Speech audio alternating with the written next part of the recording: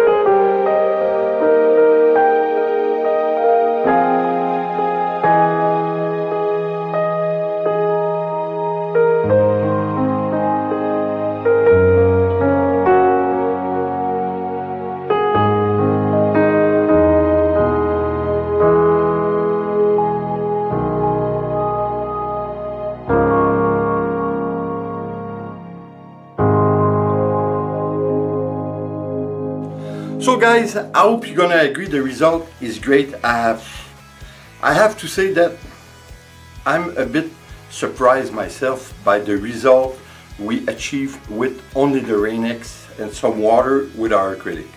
For me, it's, how should I say, the finish for me, it's softer, more fluid-like. I think it's more sharp as a finish, and there's less cells. Of course, if you like more cells, well, you go with the silicone and the medium.